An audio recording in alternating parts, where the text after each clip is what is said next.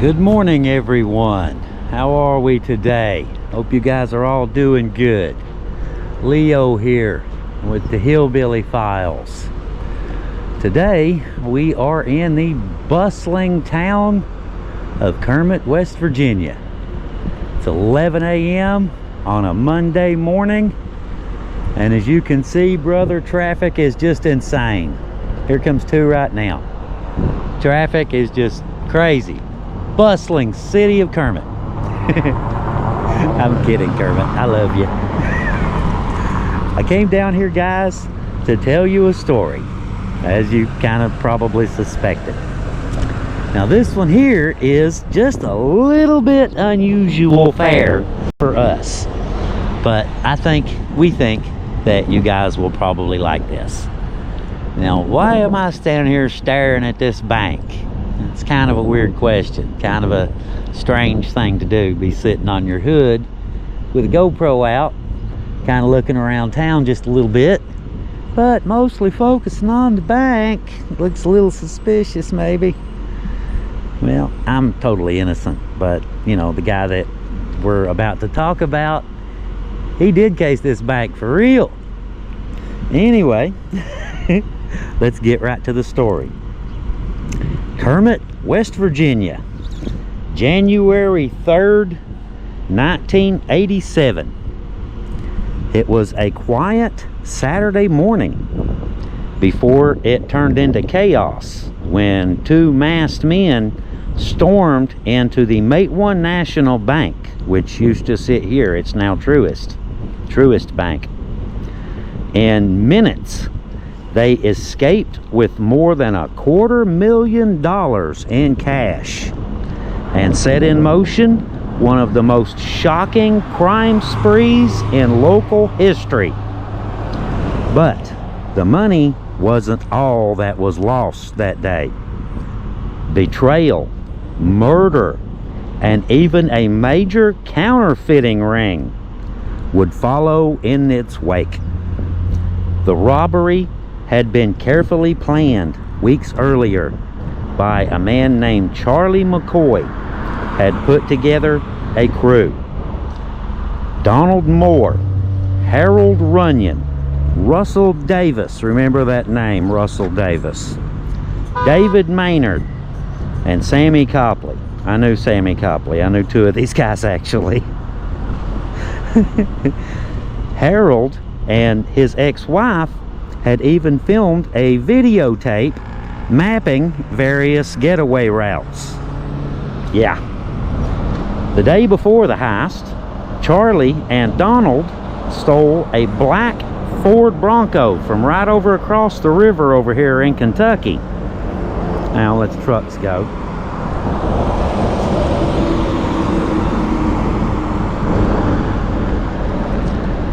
Okay, on the morning of January 3rd, Donald and Russell, dressed in coveralls, masks, and gloves, drove the Bronco into Kermit while Charlie and Harold watched from their vehicles with CB radios. The holdup was quick. Donald and Russell rushed in, grabbed $273,000 and sped back to Parsley Branch, where Charlie and Harold waited. The Bronco was ditched. The money was hidden in Harold's truck, and the crew split ways. Later that day, the cash was divided at Harold's garage in Toller, Kentucky. Russell, and I told you to remember his name? Okay, this is why. We're getting to that.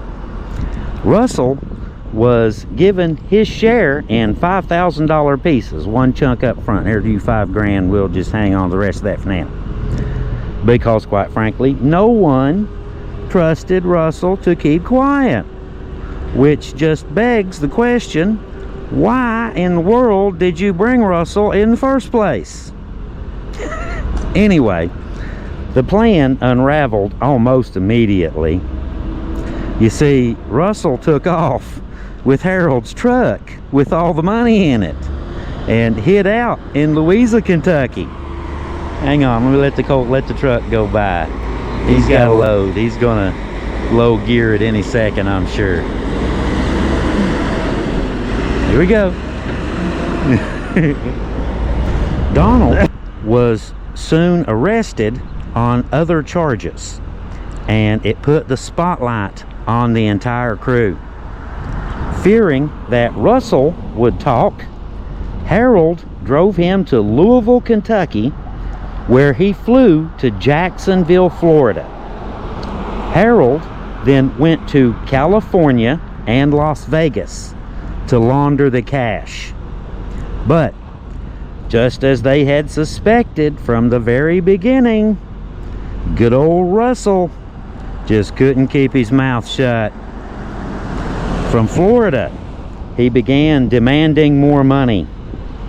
Charlie and Harold wired him cash under fake names, but their patience ran out when they heard he'd been bragging about the robbery.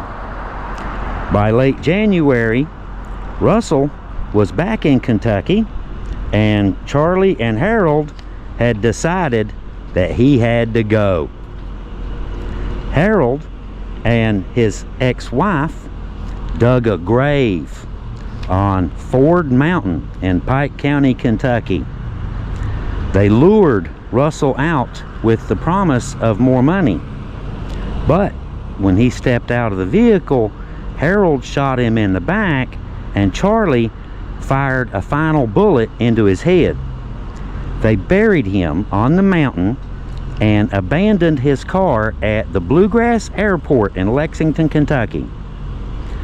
2 years later, the FBI found the car and the shallow grave that told the rest of the story. As investigators closed in, Charlie switched to a new scheme with Sammy. In 1988, the two men started a counterfeiting ring with the help of a Kentucky businessman named Rick Birchfield, who used his company, Southern Truck Parts, to buy a fancy new Canon laser copier. They set up shop at Sammy's home in Aflax, Kentucky. Together, the two printed more than $800,000 in fake cash. 6 people, mostly from Williamson, West Virginia, were recruited to pass the money in Columbus, Ohio. 3 of them were caught right away. Most of the fake cash was destroyed, but Charlie and Sammy had even experimented with counterfeit Canadian bills.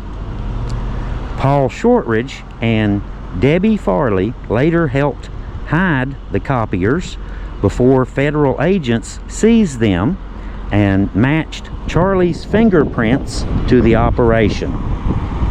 What had begun as a daring bank robbery here in a small town had spiraled into murder, betrayal, and a counterfeit cash empire. In the end, the loot was all gone. Russell Davis lay buried on a mountain, and all of Charlie McCoy's schemes had came crashing down on him all at once. The Kermit robbery remains to this day a dark reminder that even a perfect plan can still end in ruin, and sometimes the real price of greed is far higher than the money itself. It's also, in my opinion, a stark reminder to not include the Russells of the world when you're planning your bank robberies. That seems to make sense to me. You knew Russell was like that. You knew it. You knew Russell was like that.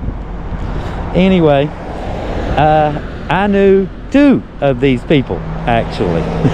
Believe it or not, I knew 2 of these people. Sammy, he was, I knew of him. I knew of the Copleys, you know, the family, knew of them. Remember I told you about Paul Shortridge and his wife who hid the copiers from the investigators, his ex? Yeah, I knew him too. My mother, he was actually my stepdad for about a week. Believe it or not. My mom married him.